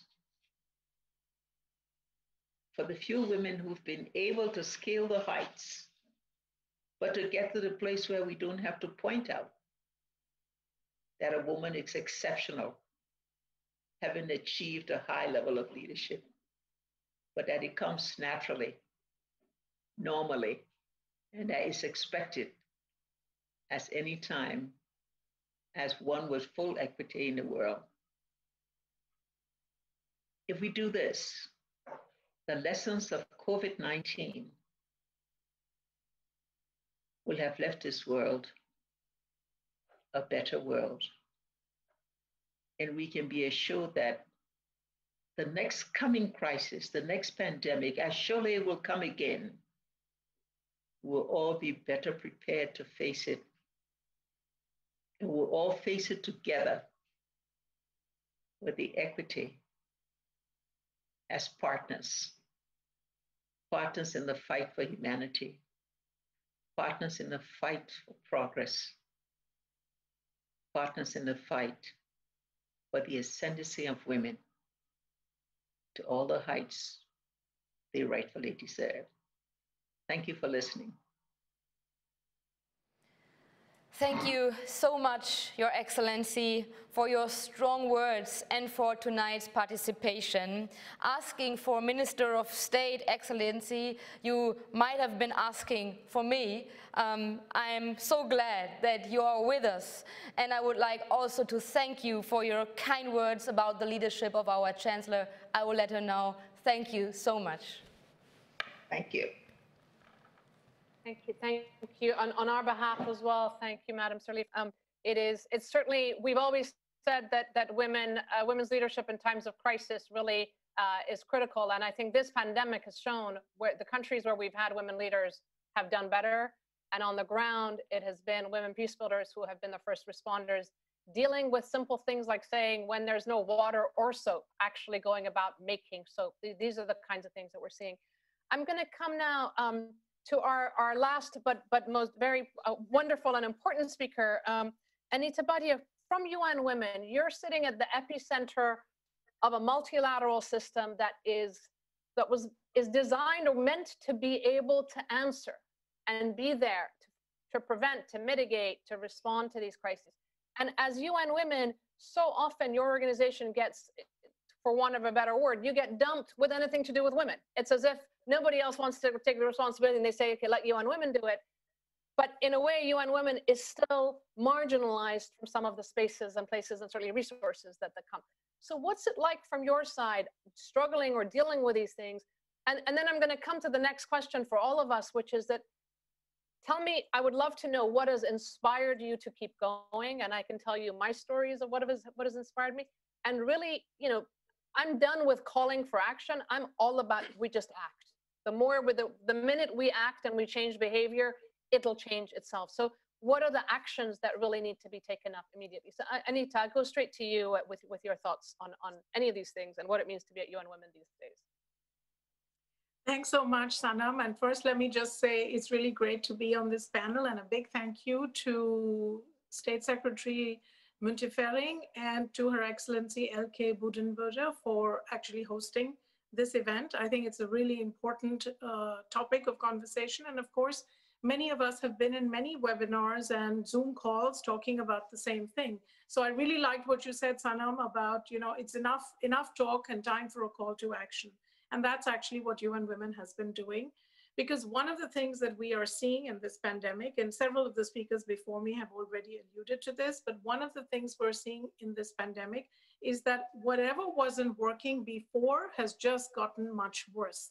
So there is just exacerbation across the board of all of the issues on gender equality that we knew to be true even before the pandemic. So what the pandemic has done is it has shone a light on some of these things and actually made more visible some of the things that we knew about. So let's talk a little bit about violence against women, because that was a public health crisis in its own right before the pandemic. And what the pandemic has done is, because the rate of increase has been so large, it has made this a public policy issue in a way that it hadn't really been before the pandemic. So one of the silver linings, if you will, is that we have seen heads of state come out and talk about this in a way that we hadn't seen before. And the Secretary General issued a call for what he called a ceasefire at home, because this is the place where a woman ought to be safest and is not. But actually what I want to talk about is some of the things that are invisible, that we are not seeing. The things that we are not really seeing enough of yet. They will become more visible in the next few months and over the next few years, but they are not being talked about enough. So first of all, the pandemic has created a very sharp divide between those women in the formal economy and the informal economy. This was always a big divide. It's just gotten worse. It's created a big divide between women who have childcare responsibilities and women who don't. And it's created a big divide between women who have digital access and women who don't. So let's talk about the first group, which is the women in the informal economy, because the informal economy, which is the great part of all economies worldwide, has just gotten much bigger. And here, what we are looking at is actually a significant, as yet invisible, rise in poverty for women. Poverty has always been feminized, but next year, we estimate that additional 47 million women are going to slip into poverty. So what does that really mean? It means food insecurity. It means not having enough to eat. It means not having enough to feed your children. We are talking about food insecurity and hunger in proportions that we haven't seen before. So that's number one. Number two, I think what's really important is that all of the money that governments are managing, these large fiscal stimulus packages that governments are managing, the money that the international financial institutions are giving governments, is not gender sensitive. I am calling on the World Bank and the IMF to have very specific actions that actually address the needs of women. Because yes, everyone talks about building back better with gender at the heart of building back better, but what does that actually mean? I don't see any funding for women's rights organizations. I don't see sufficient money for social protection. I don't see enough talk about how to really scale up cash transfer programs for women, and how do you actually find women in the informal sector. Now, of course, some countries that have digital infrastructure, like India, have done very well. Melinda Gates talked about this. So those countries, Togo, India, Burkina Faso, they have done some amazing things in trying to find women. But by and large, it's actually hard to find women in the informal sector and get them money. So this is something the IFIs have a huge responsibility around, and we are calling on them to do this. And what UN Women is doing is collecting data to show the size of the problem and to underscore that fiscal stimulus packages, which is what governments are spending all their time and energy on managing, need to be more gender sensitive across a range of the issues that we know about, whether it concerns social protection, cash transfers, violence against women, job opportunities, and very importantly, the care economy. The one good thing about the pandemic is that just like it has made it possible to talk about violence against women as a real issue of public policy, it is also making it possible for us to put front and center the issue of the care economy. So UN Women's job, of course, is advocacy around these issues, but also on the ground implementation, working with our other UN partners and other institutions to provide immediate humanitarian assistance, but also to keep driving home the message that policy needs to be more gender sensitive. Thank you very much, Anita. That's really interesting to hear. I always remember the World Bank. It says they're fighting for a world free of poverty, and then my African colleagues have always said to me, poverty wears a skirt. And how do you bridge that gap? And you're bringing it to home. But at the same time, as Hamsatu and Elwa and others have spoken about, so often it's the local organizations that are the conduit to those invisible women. The women are there, but how we reach them is through the local women-led organizations on the ground as well. So that question of how do we get resources to them, and there was a question in the chat about the issue of enabling unrestricted, or what we would call flexible funding, to small organizations, which is something that ICANN has done and the Women's Peace and Humanitarian Fund is trying to do. I'm going to do a quick round before we go to our Mentimeter to just prime the audience. We have about 300 people listening in. And my question to all of you is, one thing that in the last 7-8 months has inspired you, that has given you the energy to, one story, one incident, somebody that you've come across, that has given you the energy to carry on doing what you're doing? Because as we all know, cynicism and hopelessness are sort of the luxury of the elite. When you're on the ground working, you just don't have the luxury to be cynical and hopeless, but we also need our inspiration. So Monica, tell me anything from you that has inspired you in the last 7-8 months of what you've come across, and we'll do a quick round before we go to the Mentimeter. Thank you. As I said already, that all our colleagues on the ground started really immediately and were at the forefront to fight against this pandemic. But I really have to speak in short about my wonderful colleagues from Medica, Liberia. They really had their experiences, their very hard experiences from the Ebola crisis, and they reacted immediately. They sensitized local communities on the risks of the virus and how to protect themselves. They could do so since they had already enjoyed trust due to the long-standing relationship. So this is one of my inspiring facts, that they started immediately and took all their learnings from before. And it's really admirable how women think in a very comprehensive, connected way. They think about children in school, and of course, how they can go on with economics and feed their children. They think about health. This was one of the major issues, as I said before, safe obstetrics to have in such a crisis. But they organized all these very important, crucial aspects for women. And this is really inspiring for me to go on to see in which fast way and in which comprehensive way our colleagues connected and started to work. Thank you. Ilwad, what about you in terms of your community and the people that you've been trying to deal with through your organization? Well, I think what's been really inspiring, but also affirming, is that during crises, during pandemics like what we're facing right now globally, local women peace leaders, grassroots organizations, they remain. When international organizations, when donors need to pull out, we see time and time again that local actors stay, and they are on the front lines all the time. And to see that the world is waking up to women's leadership as not just an optional second, but a fundamental priority is quite inspiring. And we've seen women across the globe lead when others have failed. So that's been, I think, both reaffirming, but inspiring for me. And I think the world is becoming attuned to redefining what leadership looks like. And it looks like on the grassroots. Exactly. Thank you. Hamsa, to you. And as I said, you've been my inspiration for so long. But what is inspiring for you to keep you going in every morning with all of the issues you deal with? And I'm working with these different categories of vulnerable people, particularly women and children in different categories. Full vulnerability, if there is anything more than 1,000, it has reached that, has really impacted the resilience, the strength, the determination, the faith, and above all, the trust this kind of women have in ordinary women like us, women without mandate, without the power, and others, has really inspired me to put my life in the front line and then seek all avenues to see that we amplify the voices of these women.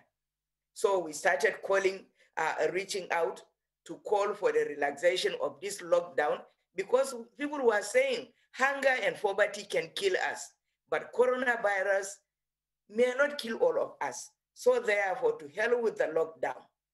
So therefore, we now have to amplify such voices and call for a relaxation of such lockdown so that we can be able to go out to reach our people, our network members, the downtrodden, wretched masses affected wretchedly by this conflict in their communities, in their IDP camps, reach them with the messages, reach them with the palliatives and the PPEs, and physically teach them. It was really dangerous, but then this is the only thing that could be done, in fact, to make our contribution and then to meet up with the expectation of our population on us. So really, it is very, very inspiring. I will never relent in this direction until my last breath.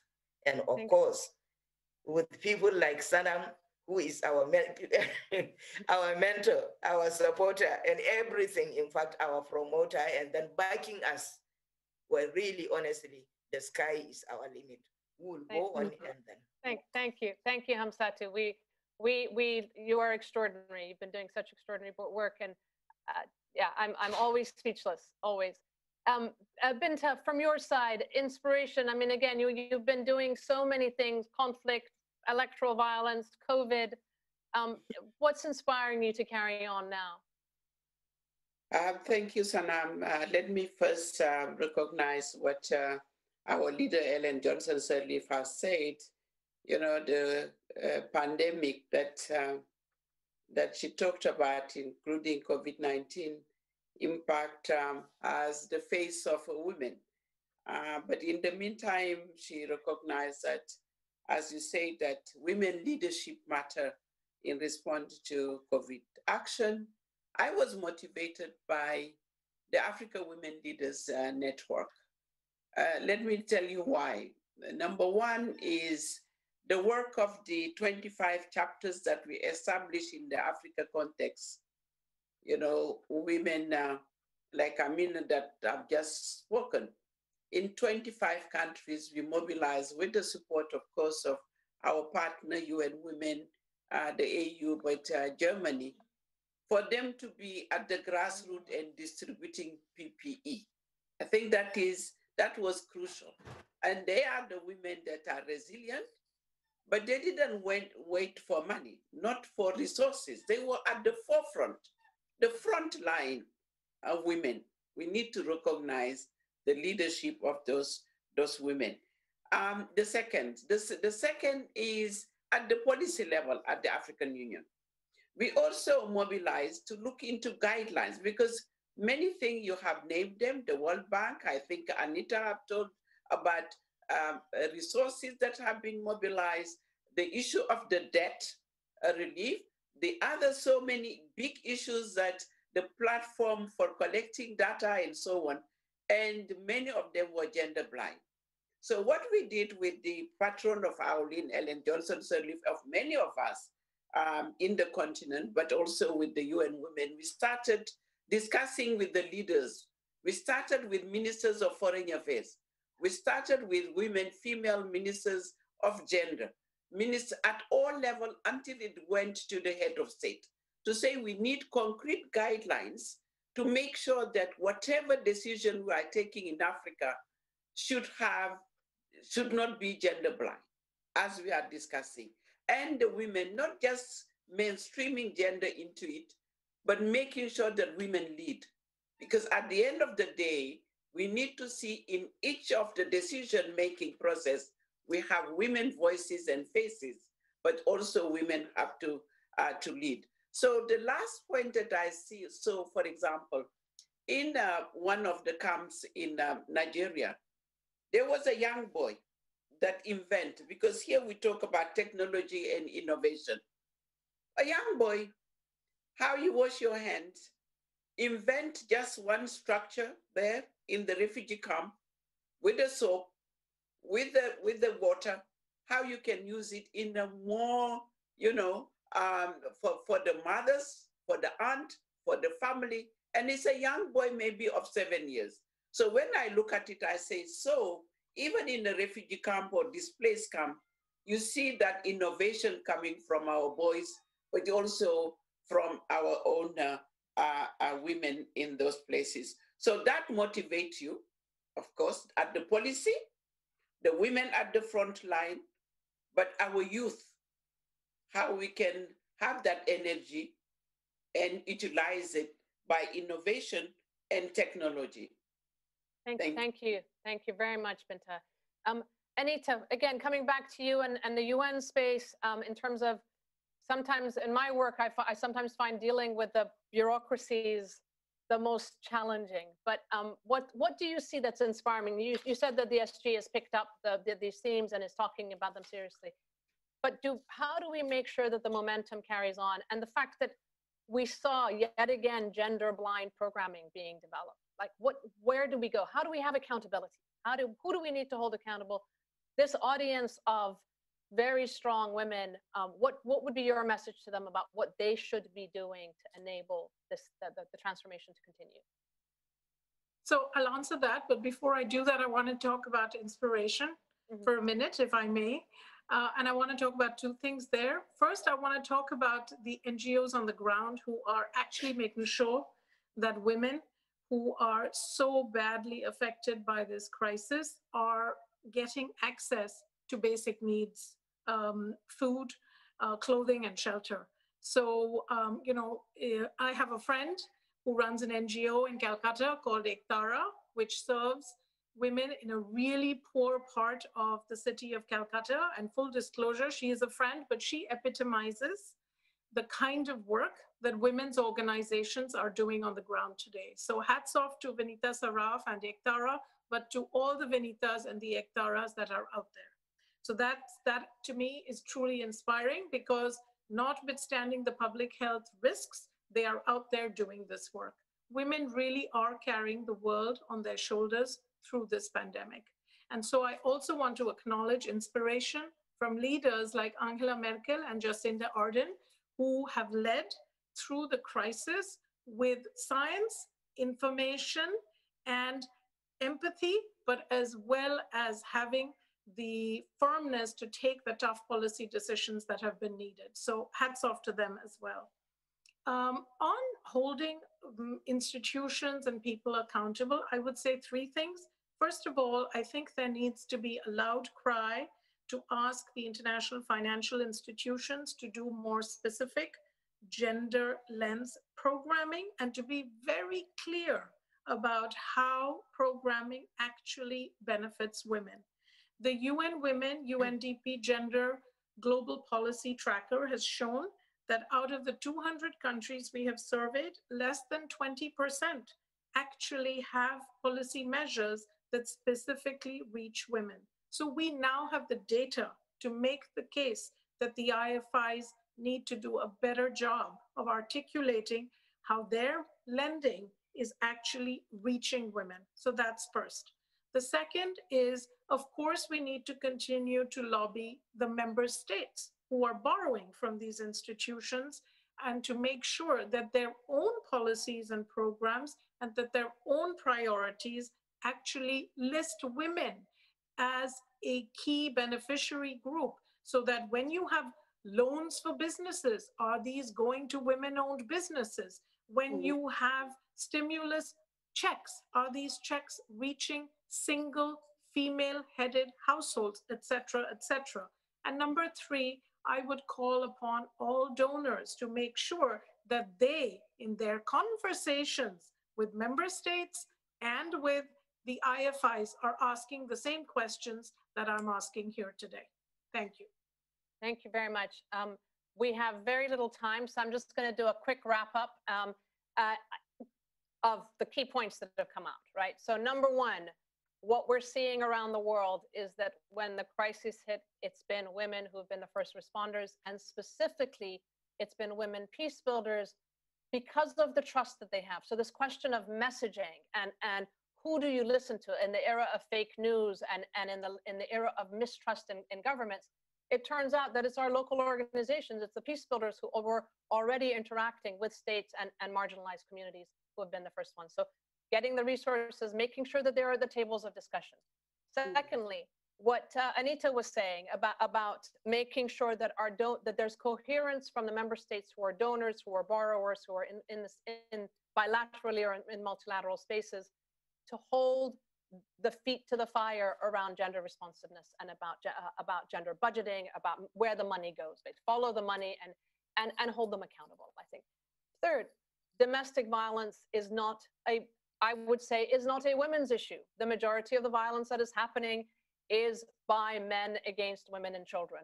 So we need to bring the men into the conversation and shine the light maybe on that level of accountability, but understand that it is a pandemic in and of itself, always in these crises, and it gets worse. And finally, these types of public discussions, the media coverage of the issues, the media coverage of the stories, these things also matter enormously, because it's only when we become visible that all the other pressure points begin to be felt as well. So I'm really grateful for the opportunity to have this Women's Night. I hope that next time we can do it in person in Germany and make it a global affair one way or another. To Ilwad and to Hamsatu, Binta, Anita, Monica, thank you so much for joining us for the conversation. Be safe, be well, carry on doing what you're doing, but let's get together soon. And I'm going to hand the floor over to my colleagues in a minute and introduce you to the next piece of the program, if you want, which is a film by Iraqi women made in Iraq about their experiences of conflict and what it means to be living and waiting for men to come back, waiting for emancipation and empowerment. It's supported by an organization called El Parlement, and I think the film will be shown in just a second. So goodbye from me, and thank you so much. For those of you who are on the call, we will talk about this later, I suppose. But there's a Mentimeter for the audience to join in and support. The website will be up about how to do that. Thank you. Camera ready? Camera ready. Action! Culture and making art is a way to achieve peace in society. اخترنا عائلة صغيرة متكونة من زوج وزوجة وبنت شابة. من خلالهم عبرنا عن شريحة معينة من أبناء المجتمع اللي تأثرت بحرب سابقة، بحرب العراق مع إيران. They're making foreign films together, and when I think of back then when we started and what these women have achieved today, I really get goosebumps. From the start, one of the main challenges was how to compensate for the distance and invent new methods and new curricula. متكررة أعتقد بمجتمعنا العراقي بصورة كبيرة، لأنه كل المجتمع العراقي، كل العوائل العراقية تأثرت بحرب العراق مع إيران، سواء اقتصاديا، سواء من خلال التحاق الرجال أو الآباء بالحرب وأثر قسم من عندهم أو استشهاد بعض منهم أو رجوعهم آثار وعلامات جسدية أو نفسية. فهذه القصة ممكن نشوفها بأي بيت من The movies, they reflect a lot on the different wars Iraq went through and how women were affected by them, what was their role in overcoming them, how they survived these wars. Yeah, I guess that's how they can be part of the peace building process in Iraq.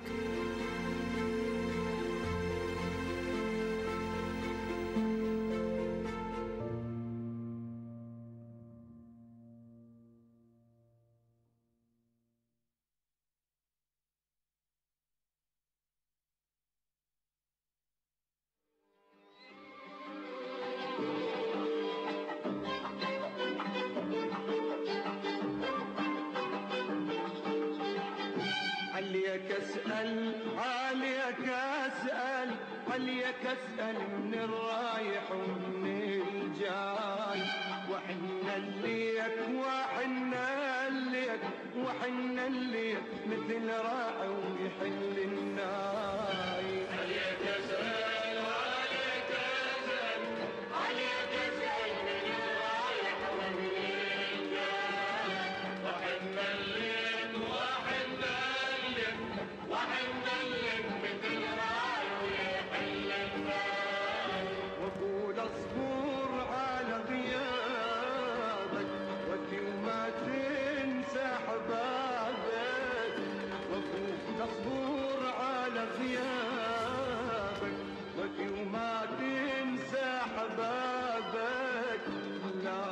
والشمس يكسر وراها اللجنة الدولية للصليب الأحمر أنه بعد 15 عاماً من انتهاء الحرب العراقية الإيرانية تمت إعادة 59 أسير حرب عراقي إلى العراق تحت إشراف اللجنة الدولية للصليب الأحمر.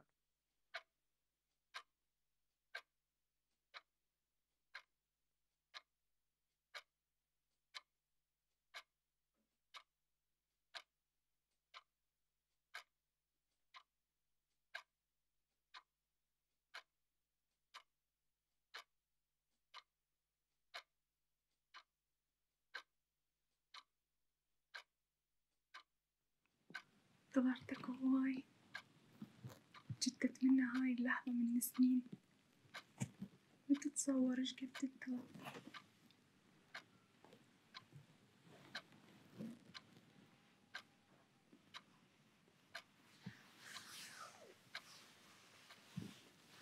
عبد الله عبد الله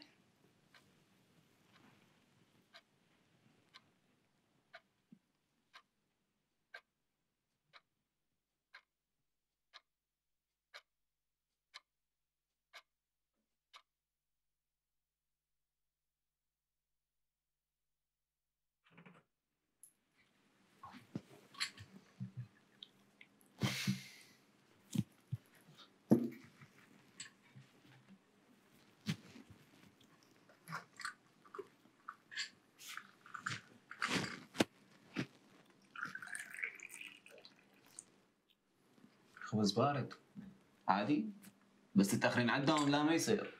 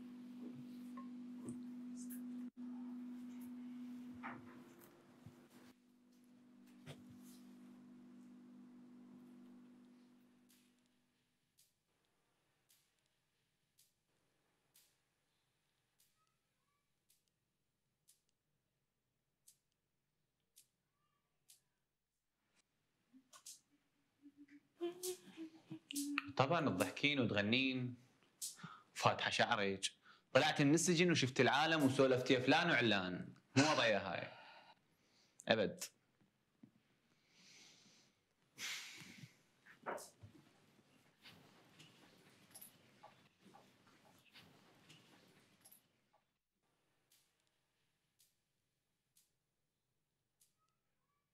حضراتكم مشاهدينا الكرام، قناة العراق الفضائية تحييكم وتقدم نشرة الأخبار.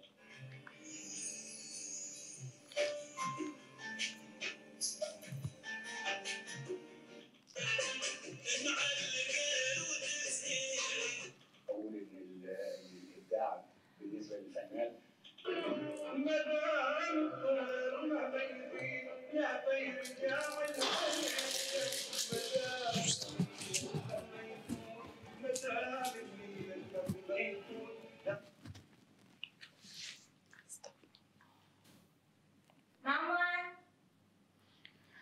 ماما حياة،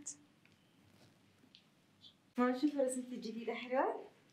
الله كلش حلوة ماما، عشتيك، بس بسرعة روحي ضميها ليشوفها بابا ويسوي الناس مثل كل مرة.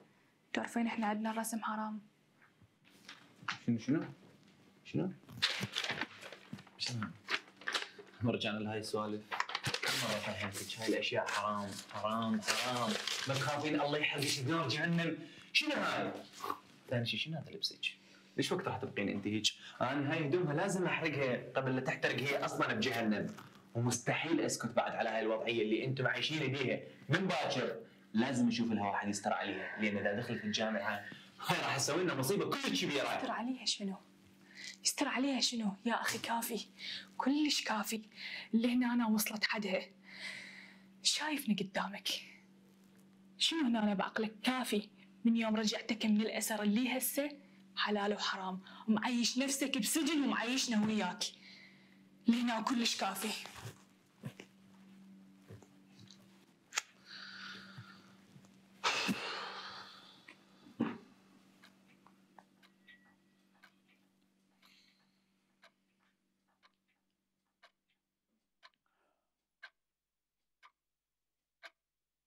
هي هاي الحياة اللي كنت منتظرتها وياك؟ معقولة هذا الإنسان اللي حبيته؟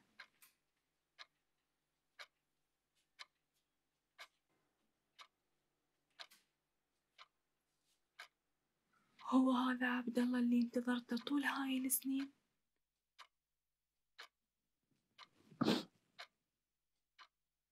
ضيعت عمري على موده، بس يمكن راح أبقى أنتظره يرجع، لأن الرجع ما بي من عبد الله غير بس اسمه.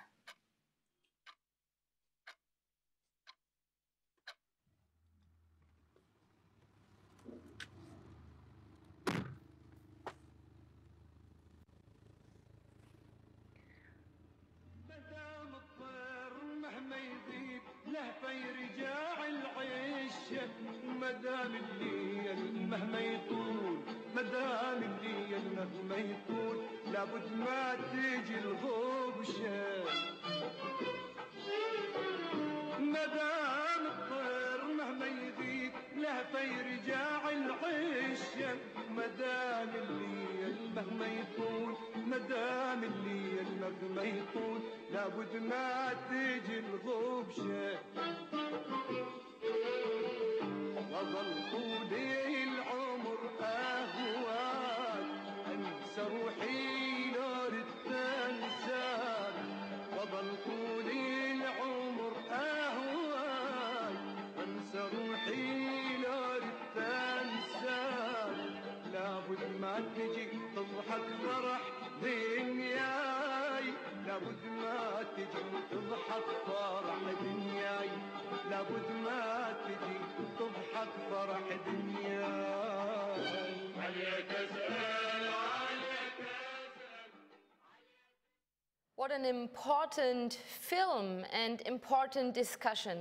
Seeing you on the screen here in Berlin, sisters, I really started missing you. We're slowly heading for the end of our Women's Night In, so let me say thank you at this point, dear Sanam, our guide for tonight. For those who don't know her, Sanam Andalini is CEO and founder of ICAN and active for women's rights for about 25 years. Applause to you, Sanam. And now we have another highlight. Sibyl Kekli will now read out the message by Elke Büdenbender.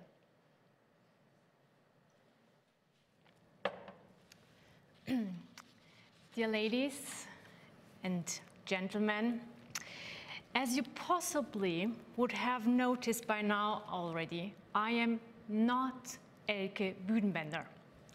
Unfortunately, she cannot be with us tonight, as we mentioned at the beginning. But of course, she does not want you to leave without having heard her thought on tonight's Digital Women's Night In. Therefore, I have the honor to address you on Mrs. Büdenbender's behalf.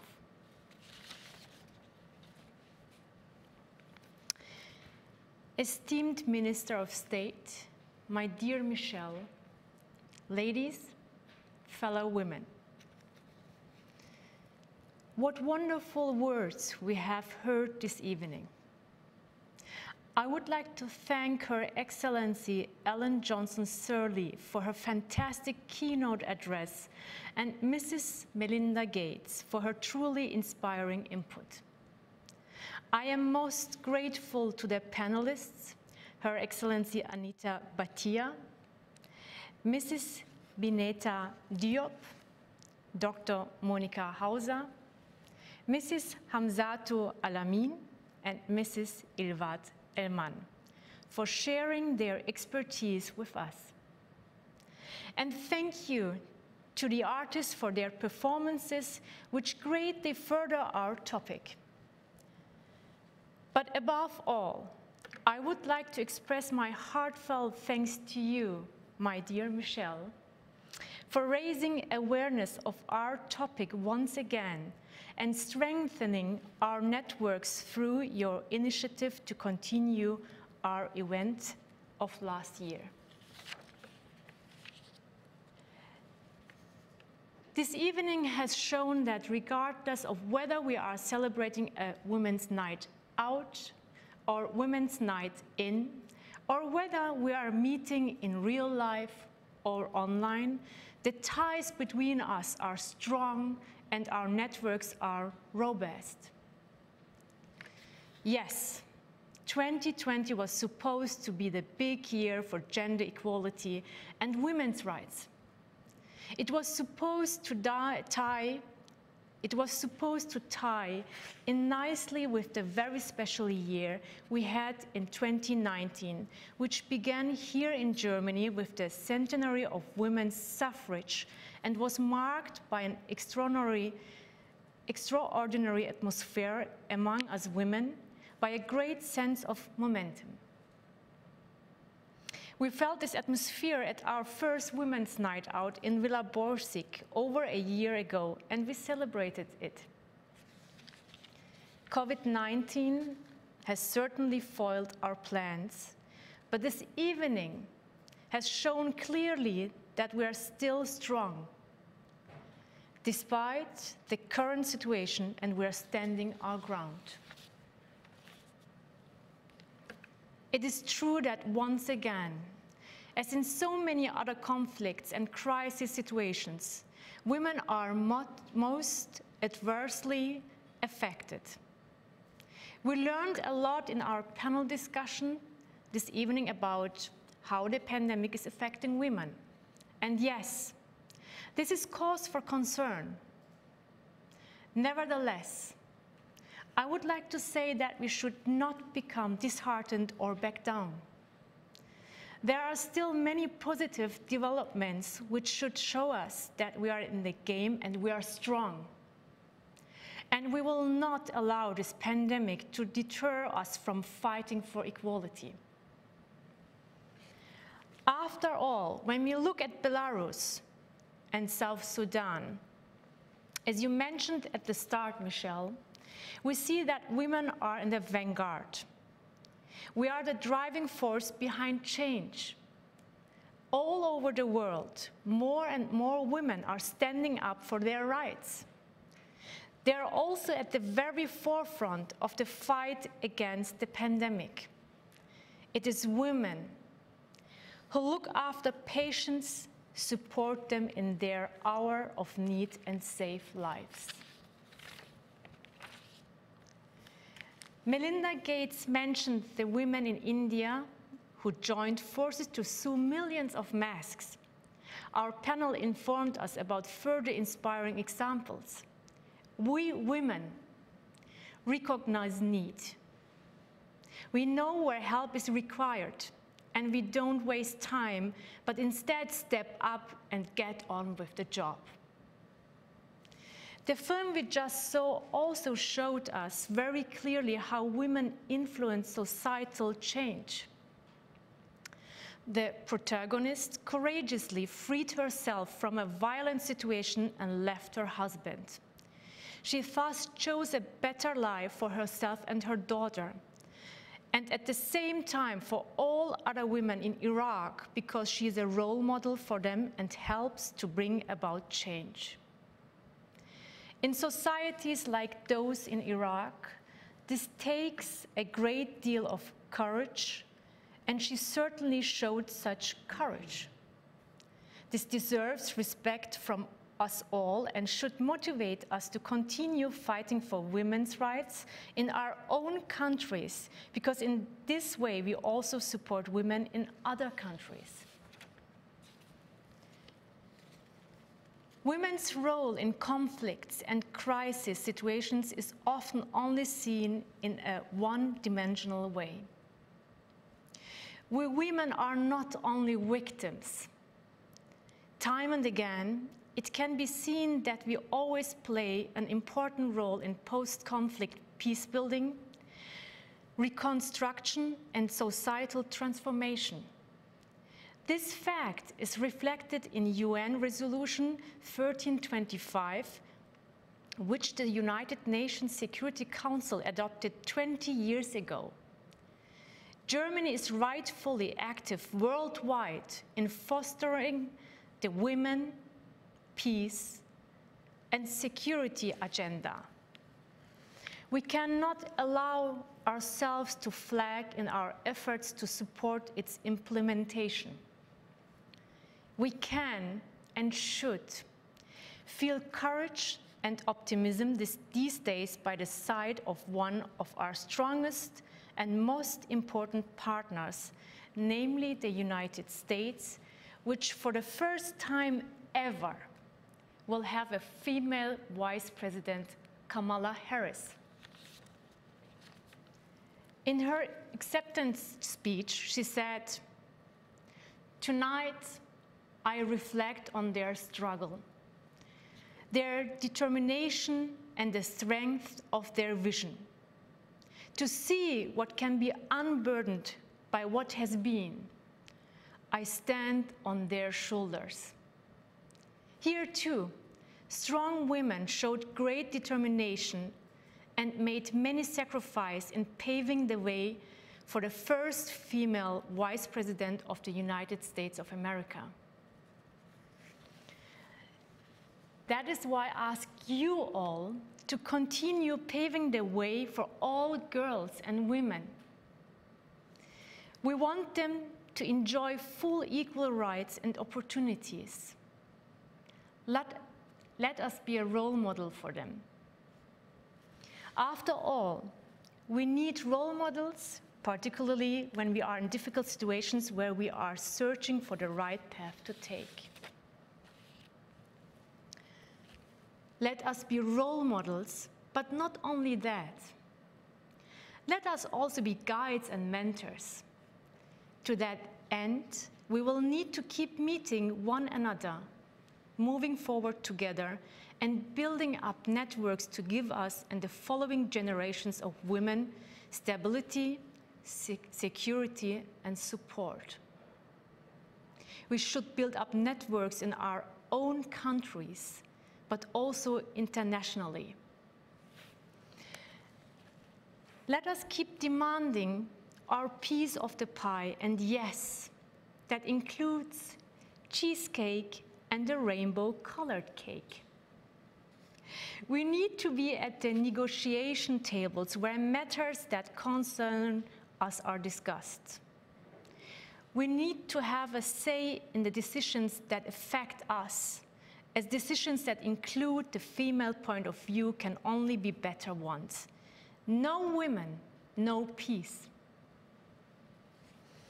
I already said at the start that we should also see the challenges as an opportunity. A world in crisis is a world in motion. The time has come for us to make use of this momentum.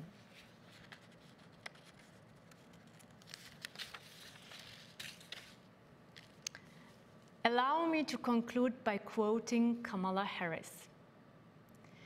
Dream with ambition, lead with conviction, and see yourselves in a way that others may not, simply because they have never seen it before. All things are possible. Let us reach for all things. Thank you very much.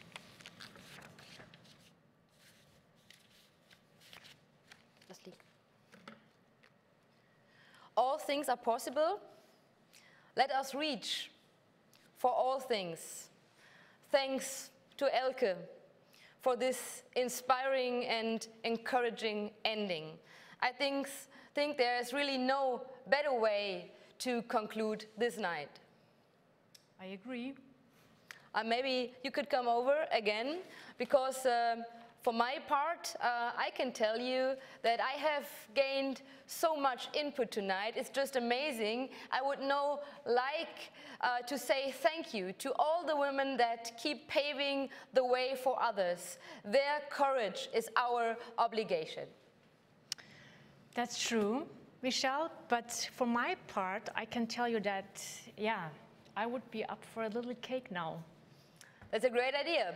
Let's cut this year's rainbow cake, and yeah, let's do this. Yeah, and let's hope that next year maybe many of you can share a piece of cake together with us here in Berlin. Yes, that would be great. Meanwhile, we will do some real old school networking. We've set up a Facebook group.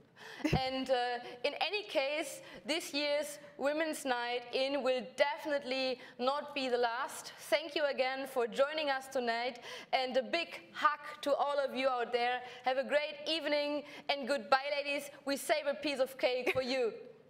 Bye-bye.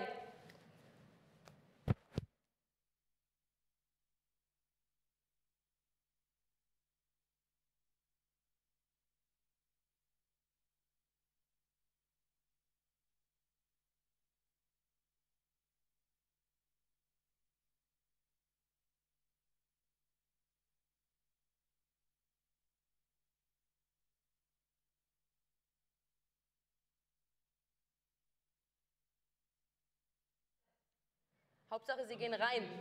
Sehen wir doch. Hauptsache, Sie gehen rein. Der Kuchen ist lecker. Geh du mal hier hin. Ja, gut. Oder bleib da stehen, bleib da stehen. Da ist gut, da ist gut. Da ist gut, du hast ein schönes Kleid an. So. Passt wie die Tischdecke. So, jetzt muss ich hier schneiden, ne? So, soll ich einfach so gerade ausschneiden, damit die auch sehen, dass da... Aber bitte nicht zu klein schneiden. Nein, du kriegst ein großes Stück natürlich. Ich würde dir nie ein kleines Stück Kuchen anbieten. So, und jetzt müssen wir den ja auch zeigen. Ja. Schade, dass Elke jetzt nicht hier ist. Oh, wow. So. Rainbow Cake. Wahnsinn. Cool, ne? Komm her. Muss man in die Kamera halten? Ja. So. So rum. Jetzt müssen wir so halten, oder? So, und jetzt können wir den eigentlich hier essen. Ne, hier, du kriegst ja ein Stück Gabel. So, du kannst auch. Ist genial. Ist gut, ne? Mhm. Ich mag den Rainbow Cake. Frau Meier, los, Teller, jetzt Rainbow Cake. Boah, ist das lecker. Das ist jetzt nicht also mehr das ist jetzt echt gemein. This is now mean, but it's so delicious. Das muss jetzt sein hier. Boah.